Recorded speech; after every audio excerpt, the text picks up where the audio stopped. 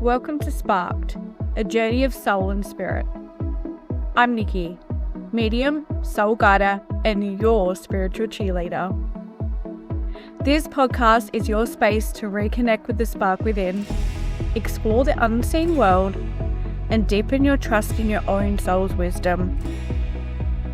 Each episode, I'll walk beside you through stories of spirit, lessons from lived experience, and heart-to-heart guidance to support your path of awakening. Whether you're navigating your gifts, healing your heart, or just curious about the magic of it all, you are so welcome here. Because your soul's journey is a spark that matters, and you don't have to walk it alone. Let's get sparked. Hello. Oh my God, I've made it to episode 2. Well, you guys have made it to episode 2. I love this podcast thing. This is a lot of fun. And I know for a fact that this is going to be a creative journey that is not just going to be over in like 4 episodes. I understand completely that this is a part of my journey and how I work and how I do things. And I would just like to say a big thank you to those that have already reached out to me. And it is so special that you're sharing things about my encounters that you've encountered. And this is what it's all about. My intention behind this is not only for me to expand and grow and to understand and learn all of the spiritual things, but it's more about how I can help you all. And I understand, of course, I can't fix everything, but I do know, however, that I can be your spiritual cheerleader, even if it's just this podcast that you listen to. Even if you don't buy a service from me, if you don't sit in my reading room or have a Zoom with me, you are still in my spiritual community by just being here and just listening. So thank you. Now, wild ride. I just recorded episode 2 with so much excitement, but also a little hesitation. And spirit works in the most magical ways. I went to actually upload this episode and I was met with deletion. My whole episode had been deleted. And then it got me thinking, well, that was not meant to be. And so instead of being freaked out, instead of being upset, thinking about deadlines, I purely surrendered and thought, okay, we're switching directions and that's okay. This is what I need and this is what the listener needs at this very time. I did also think that the last recording, the magical deletion recording, didn't feel as authentic or it just didn't feel right. So, of course, everything was taken care of and it was deleted. And I'm sure if it was to resurface, yes, it will. And does it mean that I'm computer illiterate a little bit, especially on this podcast program? Probably. But we're gonna do it again. And this time, this is the one that we need to listen to and that needs to be aired for our soul. Okay, so this time around, I'm going to talk more about my spiritual awarenesses, things that I look back on that now I understand why I was being shown what I was shown, or why I felt the way that I felt in certain situations. And I, of course, didn't understand what the hell was going on at the time. But now looking back, I can see how they were all breadcrumbs on the path that I was to walk today in my mediumship, in my soul guiding, in all the things that I do. And as I share this piece of my journey, I do want to invite you to reflect on your own. So maybe this will unlock a few memories or nudges from your younger self. So You know, the things that you felt weird in exposing or you didn't even let anybody know about when you did experience them. This is time that you are able to reflect and understand and know that you are not alone. You've never been alone. And you're not too much for feeling deeply and sensing things that others don't, or wondering, what else is out there. So let's start right at the beginning and from what I can remember to share with you all. So one of my earliest spiritual feelings that came was from my nan's house. So the house that belonged to my nan, it was a really old house. It was once a bed and breakfast in actually a little town nearby that then got moved into Broken Hill. And it used to be a bed and breakfast, before she owned it. And even after it became her house, it still actually had that open door energy. So family members dropping in, coming over, Nan helping those in need, people sleeping over, visiting, passing through, and so on and so forth. Those houses that feel like that they're holding a lot of stories in the walls? That was my Nan's house. And yes, because Spirit loves a bit of ooky spooky, not even joking, she even had a black cat. This black cat, little Mindy, used to actually lurk. I remember she would always lurk between the corridor and she would up against the wall, really sneaky. And lo and behold, there was creaky floorboards everywhere in this house. So you would hear little scratches and squeaks. It was crazy looking back at it. Oh my God, I love it. And as a kid, I remember that I would always run through that corridor. So I remember running from the kitchen, which was at the back of the house where everyone was gathered, all the way down the hallway to one of the front rooms. So I would bolt. And my heart was racing, like something was chasing me or someone was watching me.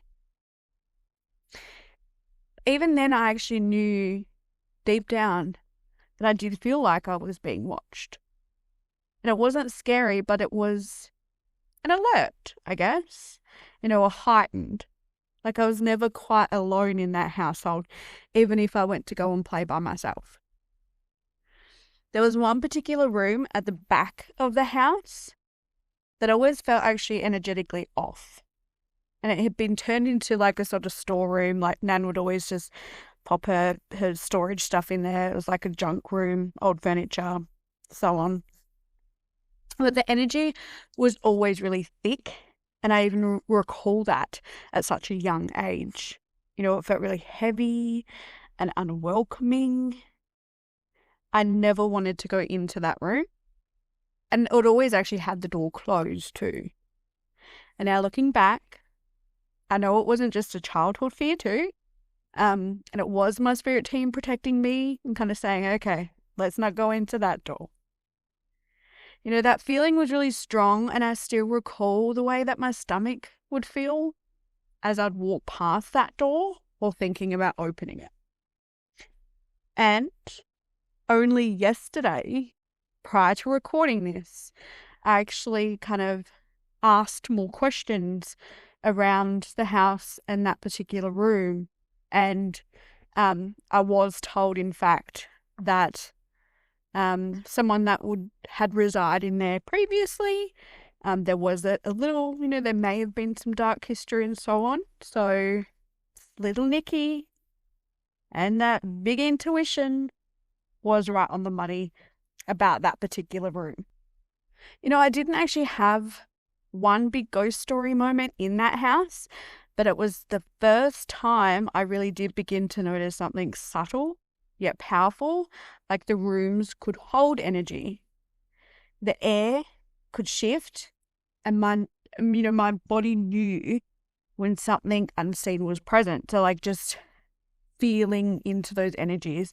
And it was like each room had different feelings and gave me different feelings. A few years later, I was in primary school or elementary school. I know that I actually have a few listeners outside of Australia, but, so say I was about 10, 11 years of age, probably 10. I was starting to already become labelled as a little bit of an outcast. I was a bit of the quirky one. I was the little creative soul. I wore crystal necklaces. I doodled in the corner of my notebook, drifted into daydream, especially when it come to freaking maths. I did march to the beat of my own drum, and I was really coming into owning that little creative power as well. I just felt like I was tuned into something else that, my other peers didn't quite understand. But just before I entered high school, I had one of the most vivid spiritual moments of my childhood. And I was sitting alone in the lounge room of my home, so my mum's house. Nothing out of the ordinary was happening that day, and it was probably just a day after school. I do remember having my school uniform on. But suddenly I felt like I was floating. I'm not, just my body was still on the couch, but I was somewhere else entirely. So waves of energy just moved through me. They felt dense yet comforting, like a big, warm, unknown hug. And then the question started to roll on in. Who is Nicole? Well, yes, that is my biological full name, but who is Nicole? Why am I here? What is my mission? And then deeper still, why is my family my family? Why did I have this name? Why this life? I was being shown something, and not through words or visions, but through a deeper inner knowing. And it was like I was on the brink of remembering something I had always known, but had forgotten. Then, just like that, I snapped back into my body, just back into the lounge room, back into the ordinary. And just like that, the moment passed, but I never truly forgot either. Not long after, I had another experience that really did shake me and kind of really confirm that something within me was really wide open. One night when I was getting ready for bed, I sat at the edge of my mattress and I could hear sirens in the distance. So just really loud and constant and more than usual. But this time the sirens didn't just pass through. It's like they echoed and they filled the air and they filled me. So these were actual sirens, this wasn't a dream. I could actually hear constant sirens, but I knew that it was just, it was different this time around. I was on high alert this time around. Those sirens were connected to something or someone in my house. I just had that deep knowing. And the next morning, everything felt still when I woke, like too still. Like I couldn't hear Mum in the kitchen banging and clanging. I couldn't hear my sister's music in the bedroom. And then not long after, I received the news that one of my sister's best friends had passed away in a car accident. Oh, it was heartbreaking. He wasn't just a friend, he was like family. Like my mum honestly adored him. She would make him lunches for school. She would keep his frozen snacks in the freezer. She'd buy him frozen snacks to put into the freezer for late night visit snacks for my sister and her friends and of course him. He was part of our house, our rhythm. And then just like that, he was gone. But a few months later, he visited me. At the time, I didn't know that what I experienced was called a spirit visitation. I just thought it was just a really weird, vivid dream. He appeared in a small, bright car and he was really smiling. He had this really beautiful he had this really cheeky smirk on his face. He was such a vibrant young guy and I could feel it in this visitation. It was beautiful. And he playfully yelled out to me, and he actually just said, like, look, tell your sister I'm okay. I'm happy. I'm all good. And I can still feel that carefree energy that was in that visitation. It was beautiful. Like, he was glowing, he was radiant, and he was very much alive. The essence.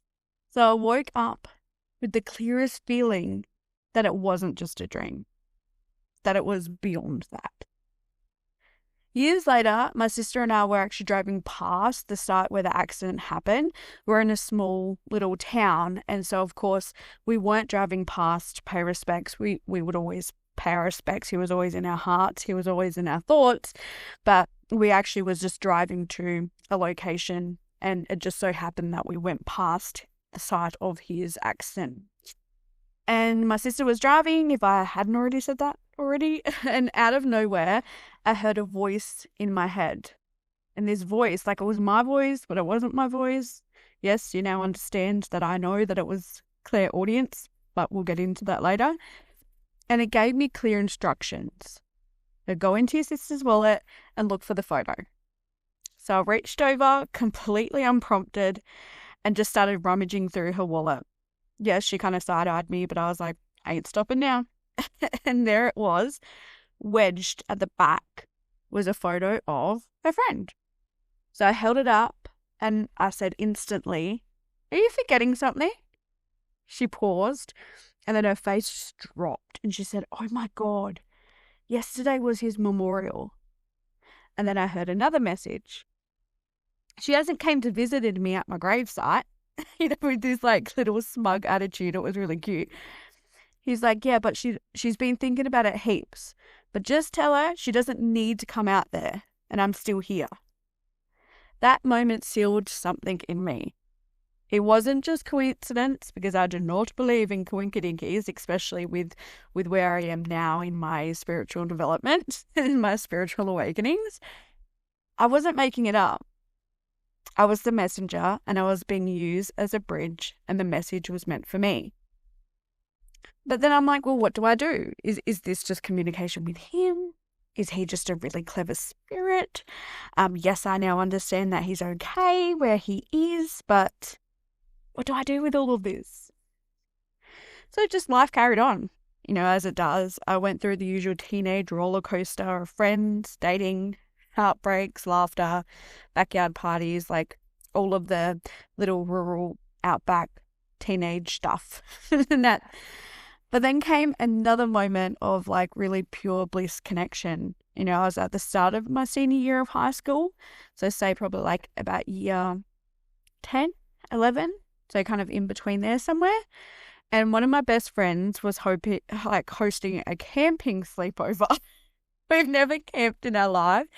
And here we are thinking that we were so good camping. We had all these like camping equipment. We had the tents. We had the full shabam. And it was just at the backyard of her mum and stepdad's house. But before we all went into the tent, we were just like chilling out. And I remember laying down on the grass and I looked up at the stars.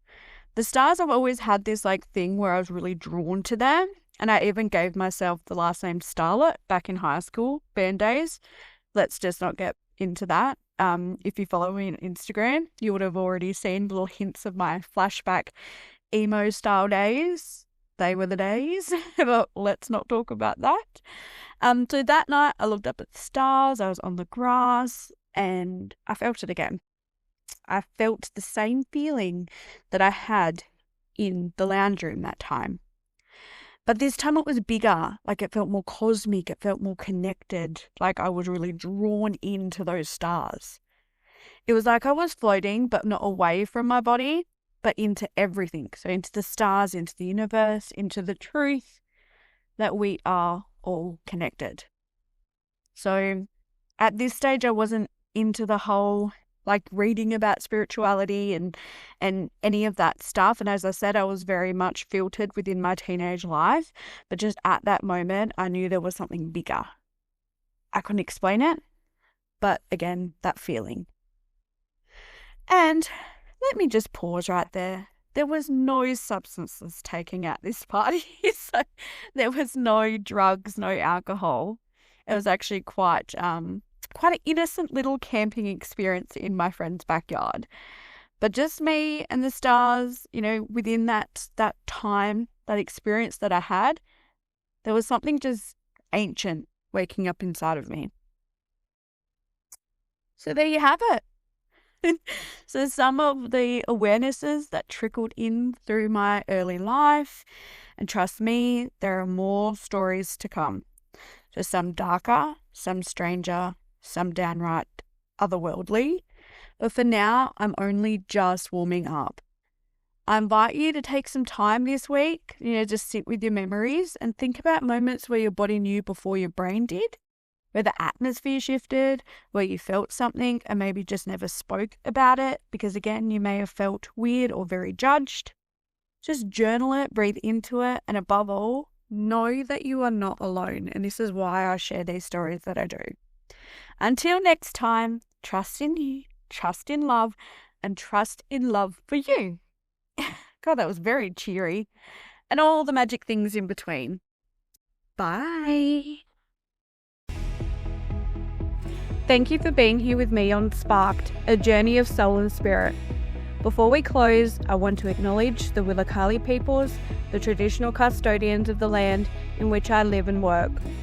I pay my deepest respects to their elders past, present and emerging, and extend that respect to all Aboriginal and Torres Strait Islander people listening today. If this episode sparks something within you, I'd love for you to follow along. Share it with someone who needs it, and stay connected as we journey deeper into soul. You can hop over to my website, nikkisoulguidance.com, for more details, offerings, and a space to connect with me directly if you have any inquiries or want to explore this path further. Until next time, trust your soul, follow the spark, and honour your heart.